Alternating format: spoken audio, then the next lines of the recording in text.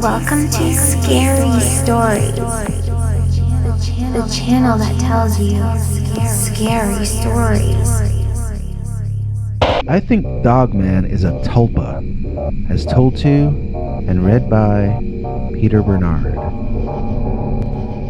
I once saw a Dogman with my brothers while we were all in the back seat of my parents' car, driving home from visiting relatives in the suburbs. It was alongside the road, squatted down. We saw it from a distance and watched as it rose to its full standing height as we passed, and it chased after us for a while. We got pretty loud about it screaming because at first we thought it had a chance to catch us. That fear only lasted a few seconds, but it was very real fear. This thing didn't look like it was animatronic. It looked like sort of a fully animated special effect. It looked like a real animal, but at the same time it seemed impossible. It was the most stunning and singular thing that ever happened to me or probably either of my brothers. My parents, on the other hand, told us to be quiet. Somehow they hadn't seen anything. A tulpa, if you don't know, is a concentrated thought form that is so real psychologically to at least one person that it manifests, or at least appears to manifest, as a real entity in our three-dimensional world. Now, the reason I say I think the Dogman is a tulpa is that for around 3 or 4 days prior to that sighting, my brothers and I had been playing a band of lycanthropes in a version of Dungeons & Dragons we had adapted and written ourselves. This thing looked exactly like a lycanthrope in D&D. Add to that the fact that although my brothers and I are certain of what we saw and agree with each other about exactly what happened, neither of our parents noticed anything unusual. So it seems to have been both a real and yet an unreal occurrence. It both happened and yet to my parents, it didn't happen. Maybe tulpas are real and maybe that's what we saw. A thought form. All I know is none of the three of us ever played a lycanthrope ever again. Now we play paladins. If stuff from D&D is gonna appear in our real life, let it be the good kind of stuff, not the man-eating dog man. Bad thoughts attract bad monsters. As told to and read by Peter Bernard. When I was younger, I was a very unhappy guy. I won't get into it, but I was not making very wise decisions. One time, I got on a Ouija board and asked to meet the most evil soul in the world. Now, I don't even know what that means, but when I was younger, it seemed to be the most badass thing to ask for. So, nothing happened. That annoyed me, so I packed up and looked around the woods I was in, trying to remember which way it was back home. Then I saw it. If it wasn't the most evil soul in the world, it was the creepiest looking. This thing never stepped out in the light fully, but I could make out a lot of it. You could say it was a dogman in that it was a furry or hairy humanoid with a dog-shaped head. But there were so many other things about this creature even more frightening than a dog standing up. Like the way it kept twitching. Like the way its eyes kept looking all over the place separately from each other. Like the way it panted and slobbered. It seemed off balance, like its internal gyroscope was spinning at a bad angle. Every so often, it almost seemed like it was going to tip over, then it would right itself and keep twitching away. It looked like a very sick dog, but a human-sized one, standing on its hind legs. It wasn't like I heard a voice in my head, but more like I felt a certainty inside me that I had created this thing. I had unleashed it on the world, and that whenever I went into the woods from then on, I would know it was there, waiting for me, twitching. I left the Ouija board there and never went back for it. I didn't know what else to do. That was about the lowest day of my life, and seeing that hideous thing actually woke me up a lot. I never became a great success, but I stopped being so self-destructive. Cut to years later, I've lived in the city my entire life. I've never gone back to the woods. I was traumatized by what I saw, and I've never been able to sort through my feelings since I never even told anyone about what happened. Anyway, I had my first really nice girlfriend. She was about my 8th or ninth all told, but she was the first one who actually liked me and treated me well. When she wanted me to do something, I really tried to say yes. So, when she suggested we go camping, I didn't say no. Not at first. I didn't say yes either, though. I just sort of kept trying to change the subject, not wanting to actually reject her in any way. Finally, she pressed the point and I caved and I agreed to go. On the way driving to the location she had chosen, I was consumed with the strangest sort of guilt. I felt certain that something terrible was about to happen and that it was all going to be my fault. I tried to tell myself to act like an adult, but I could still see that twitching dog demon in my mind's eye as though it had all happened just an hour before. When we finally got to the location and set up our tent, I was too distracted to even get mine up without her help. I spent the day paranoid, wondering what every little sound around us was, and by dusk, I was getting terrified at the idea of spending the entire night outside. When my girl tried to tell a scary story at the campfire that night, I pretended I felt ill and I went into sleep. I was that messed up in my head. She sat up a while longer, then joined me.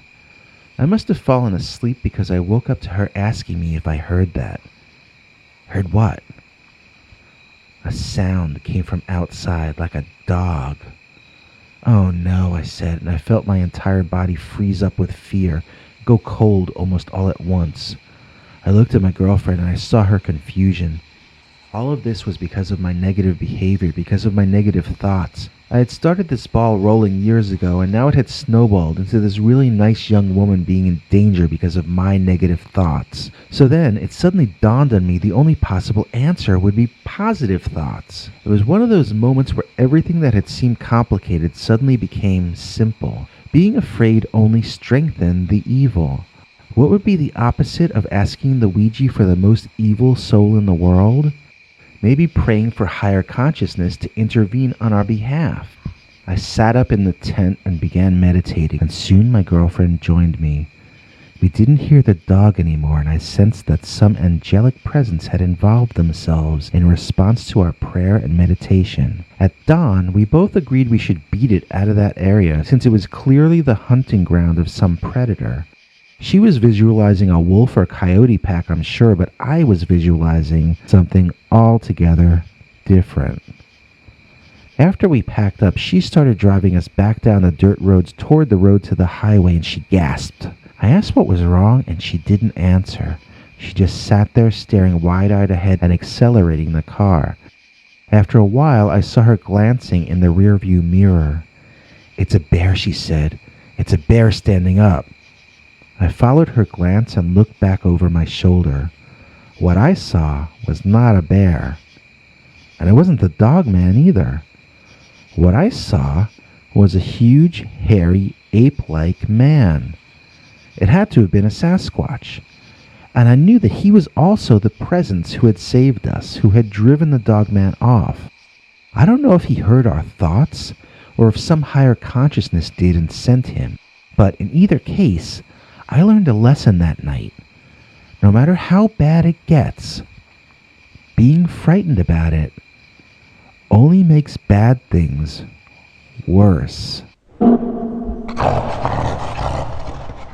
The Connecticut Dog Man, as told to and read by Peter Bernard. This story took place many years ago in the early 1980s. I was spending the summer with my great Aunt Sheila because my parents were in the process of splitting up. Aunt Sheila lived north of Goshen, Connecticut, and I spent much of that summer skipping rocks in the local rivers and streams. One of my favorite places to walk by myself was Fox Brook in the woods northeast of her home. I could and would spend all day there, and during the week I hardly ever saw anyone else there at all. One day I fell asleep by the water. It was an extremely peaceful place. I woke up with a feeling of dread that I couldn't place. Something seemed off. The sun had started to go down, and I realized I'd better start off for my aunt's place or I'd be stuck in the woods after dark. I hadn't ever been out there past sundown, and I didn't really want to find out what it was like either. I quickly started off in the direction of home, but I was certain I heard something coming from directly in front of me. Someone was already on the path toward my aunt's house. Were they heading toward me or toward her house? I grew even more nervous and cursed myself for having slept so long. I just hoped it was someone friendly coming out of there, so I waited and waited, and nobody came out. Maybe they were heading in the same direction as me, and maybe they're long gone by now, I reasoned. So I took another few steps forward, and there it was again. The sound of someone ahead of me on a dark path through the dense trees back to the safety of my aunt's place. Maybe it was an echo. I have to get home. I better just chance it. All these thoughts were flashing through my increasingly frightened mind, and suddenly the fear overtook me, and I just screamed a sort of battle cry to get my courage up and ran into the jungle of the forest before me. I ran straight into the branch of a tree in the dark, and I fell backward. It took me a little while to get my senses back together, but by then my eyes had adjusted to the light. I stood up and realized I was pretty dizzy. My sense of urgency at being caught out in the forest at night was increasing by the second, and now I was even battling to stay fully conscious. This was a bad situation. So I literally staggered toward home, keeping to the path, using trees to support my dizzy self. I visualized the guest room at Aunt Sheila's. If only I could make it back, I could take a nap there and let the throbbing in my head go away. And then I heard a sound that I most certainly did not want to hear. It was a growling from a tree. I looked above me and I saw it to my right and in front of me. It was a large, four-legged creature on a big branch of a tree to my right. At first I assumed it to be a cougar or some other kind of big cat, but it dropped effortlessly from the branch it was on, and I could see it was a dog. It was the biggest, nastiest dog I had ever seen. It must have been the result of some sort of crossbreeding with wolves, possibly, because this thing was just huge.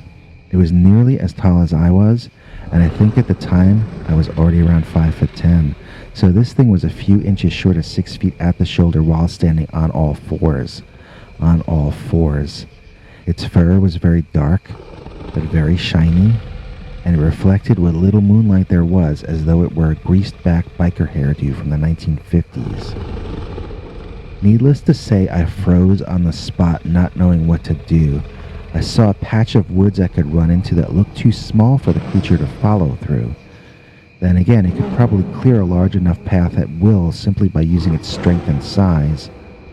Running might only make it want to eat me faster.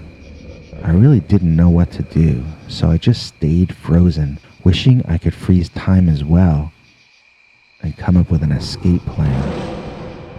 So as I was watching this huge dog growl at me, and it was watching me not knowing what to do, it suddenly stood up. I mean, yes, it was already standing, but now it stood up on its hind legs. If that was meant to frighten me, it more than worked. Now, if I managed to get home, I was going to have to wash my pants out in the bathroom sink. I think my body was prepared to die, but I know my mind wasn't, because I took off for that small opening in the woods I mentioned earlier, and I never stopped moving until I actually was home in my aunt's bathroom, washing out my underpants in the sink. I have no idea if the upright dog monster chased me or not, but I'm guessing no, because I'm still alive today. I guess when he stood up, it really was to frighten me off. Maybe he saw me as another predator hunting on his turf and he just wanted me to go. Whatever the case, I'm extremely lucky that he didn't see me as a triple cheeseburger and that he did let me go. I did go visit Fox Brook a few more times that summer, but I didn't spend all day there anymore. I remember one time trying to take a nap there, but every single little sound I heard would wake me up and make me paranoid that I was being stalked. I most certainly was out of that place hours before sunset from then on, and I never told my aunt or any of the adults about it, since I didn't want them preventing me from visiting the woods on the one hand, or thinking I was a crazy liar on the other. It was just another few weeks until I went to live with my mom at her new place in another state.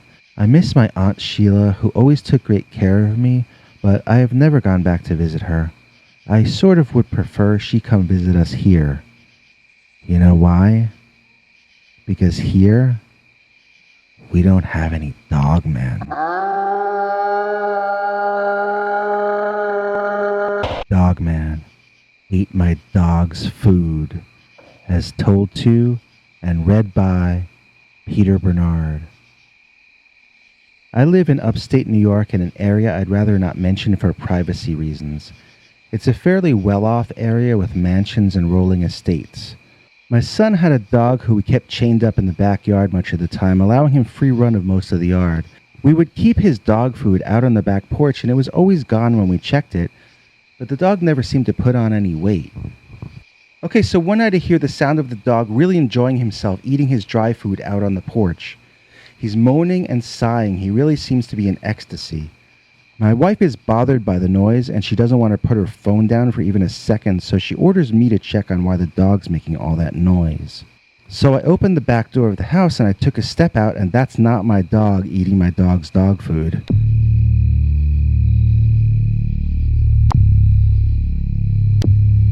It's hairy, it's on all fours, but it's way too large to be my dog. In fact, it's way too large to be a dog at all. Then it looks at me, and wow, it sure looks like a dog. And then it did the strangest thing. It reared up on its hind legs like something completely out of a nightmare. It was a dark, bear-like thing, but with thinner arms than a bear, and its head was like a black German shepherd, if that makes any sense, but larger. It was a massive silhouette in front of me and above me. It was the height of a bear, but thinner at the waist with dog-shaped but tree-trunk-thick legs. It raised its arms in front of me, I guess to scare me. I just was like, no thank you, and I took a step back and closed that door and locked it and continued to stand there in shock for a while. My wife never reacted the entire time. She was too busy reading social media posts about what her friends had for dinner. I stood there and listened, and after the creature had finished my dog's food, I heard it lumber off, most likely on all fours. I went outside to look for my dog, and I found the poor guy huddled in a corner under the porch, shivering. I brought him in to sleep inside, which of course my wife complained about. I never even told her what happened. She wouldn't hear me anyway, not over the siren call of her telephone. In the morning, I took the day off work and got an electric fence installed that supposedly would keep bears out. That's what I told him had been eating my dog's food, a bear. Either way, it's been a month now, and so far the creature hasn't returned. I have motion-activated cameras around the property now, and I've gotten a couple of very nice bird and squirrel photos, but nothing interesting. We feed our dog inside now, which my son loves but my wife hates. The dog refuses to be outside after dark anymore, and I can't blame him. I'm pretty sure the drama is over for good, but I don't suppose you can ever be too careful when protecting your home and your loved ones against Dogman. The Dogman and the Librarian, as told to and read by Peter Bernard. When I was a kid around 12 or 13, I had a sort of a crush on the librarian at our local library. She was one of the only adults who wasn't a jerk to me, and she never bossed anyone around. I usually stayed till closing time, and we'd leave together. She would walk to the right, and I would walk straight across the street and head the few blocks down toward my home. One evening, as we said our goodbyes, I saw some strange shadow in the woods alongside the road leading to her house. I stood there in the middle of the street trying to get a better angle on what exactly I was looking at. Whatever it was seemed to be stalking the librarian, so I was especially concerned. I remember walking down the double line in the middle of the street until I could see this thing maneuvering closer to the librarian as she was about to pass. It was a dog, but it was a giant dog. I screamed and I ran toward my librarian, telling her to look out. As I shouted, I saw the creature duck back down behind some tall weeds. I had stopped it from attacking. My librarian friend was amused at my behavior, asking me what horrible monster I was defending her from. As she humored me and smiled at me, I saw the thing rise up behind her. It wasn't a big dog after all. It was a large, dog-headed, hairy caveman. At full height, it had to be over 10 feet tall because I remember thinking it was twice the height of the librarian. I urged her that we needed to go, that I would walk her home, but we had to hurry. She thought all of this was very funny and very charming, and so she complied, even picking up her pace a bit at my urgent request. I'm certain she never looked behind her because she acted the entire way as though we were in no trouble at all. When we got to her house, she had me call my mother and let her know where I was. Of course, my mom didn't care.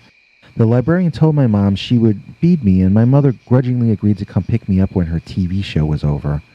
I remember eating some kind of creamy noodles and looking out the window, watching these two shiny, glowing circles of yellow out in the woods.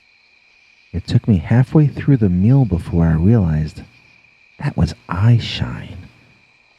That was the creature. It was still watching us. It was still outside, waiting for one of us to make a stupid move. This nightmare felt like it would never end. After dinner, my hostess told me I could wash my hands and face in the bathroom down the hall. That was in the direction of that yellow eye shine. I asked her if there were another bathroom elsewhere in the house. She said yes, up on the second floor to the right. So I went up, figuring the higher up I was, the safer I was from that giant Dogman monster thing. Except when I got in the bathroom and I flicked on the light, guess what I was greeted with? The huge, slobbering dog creature was standing directly outside that bathroom window, and he had been waiting for me to get there. I never felt such panic. I ran down the stairs so fast I almost tripped and killed myself. My mother came soon afterward, and I was afraid to even walk from the house to the car. When we finally got inside, I began shivering all over. I guess it was my body experiencing some kind of relief that the danger was now past. Years later, when I was bringing my fiancé home to meet my mom, we happened to run into my old librarian on the street. She regaled my intended bride with all sorts of stories about me when I was a lad, including the time I personally saved her from a giant werewolf. She smiled and winked at me as though it were our little secret that I had made up the entire affair. Except I hadn't. That Dogman was real as anything I've ever experienced in my life. I'm just lucky it didn't follow my mother's car home, that's all. But did I say that to my librarian? Did I say that to my fiancé? Of course not. I chuckled along with them, agreeing that I had been quite the imaginative little boy. Little did they know, my imagination was not strong enough to dream up the Dogman.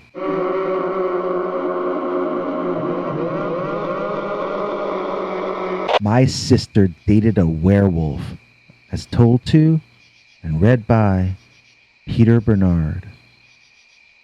When I was a teenager, my family moved to a somewhat rural area. I would cut through a patch of forest on the way home from school every day.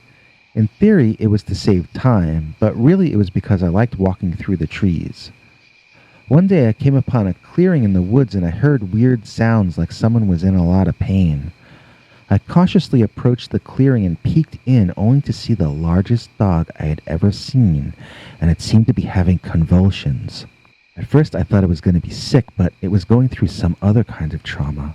I saw the thing stand up on its hind legs, and at its full height it had to be 6 feet tall, or even more. It would look like a hairy man with a dog head, then fall to all fours and look just like a dog, but a very, very large one.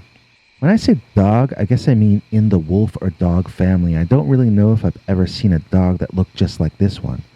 It was really dark, and its fur was sparse and curly.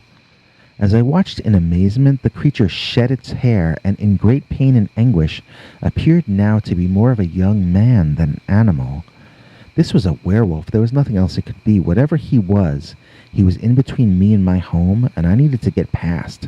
I decided to make a run for it before he fully recovered his strength from the transformation. So I took off, running right past him. He grabbed at my leg and I turned in horror. At that moment our eyes met. I saw his face, and it was a face I will never forget. He was maybe 18 or 19 years old and had dark, curly hair. His skin was tanned but light. He looked normal in most ways, but his eyebrows met in the middle. He lunged at me again and missed. I sped off into the trees, hearing him shout behind me, telling me to stop. I didn't. I kept running until I was home, and then I just got started on my homework like nothing happened. I resolved to never take that shortcut through the woods again, and I figured that was the end of that. Until the next week, when my older sister brought home her new boyfriend for our parents to meet. You guessed it. It was Eyebrow Boy. When I saw him, my heart sank. What was I going to do? I couldn't warn my sister or my parents. They would think I was crazy and being rude to our guest. But if I didn't warn them, who knows what horrible things might happen.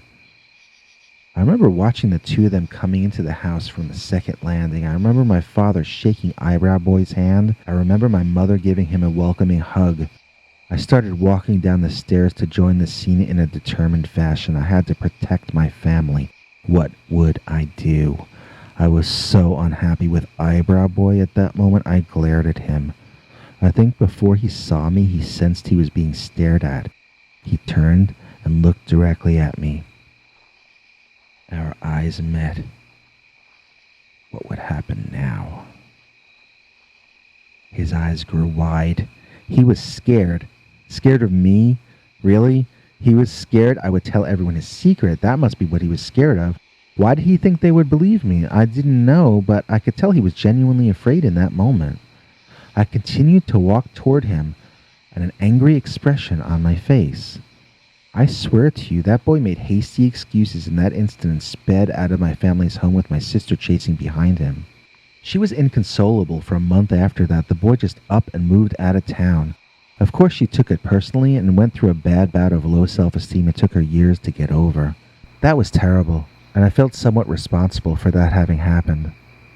But still in all, having a bout with low self-esteem is a lot easier to survive than having a bout with the Dogman. Get your Bigfoot for President t-shirts, mugs, buttons. Get them now. cafepress.com/Bigfoot for President. And now, get ready for an all-new, completely uncensored, slightly bloody, and absolutely terrifying new Dogman story. Oh, wait. YouTube won't allow me to tell you stories like that on this channel.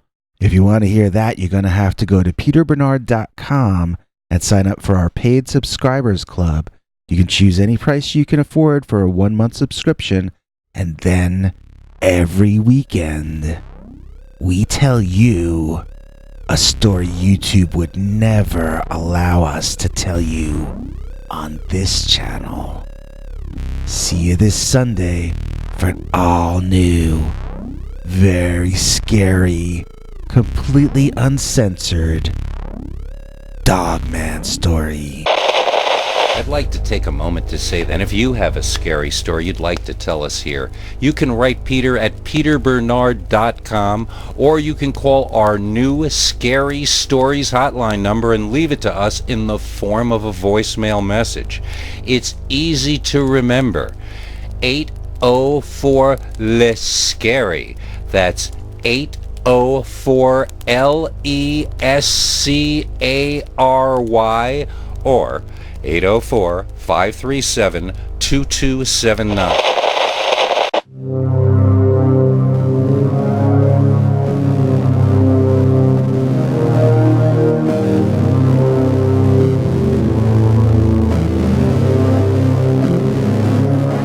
Come back for more scary stories.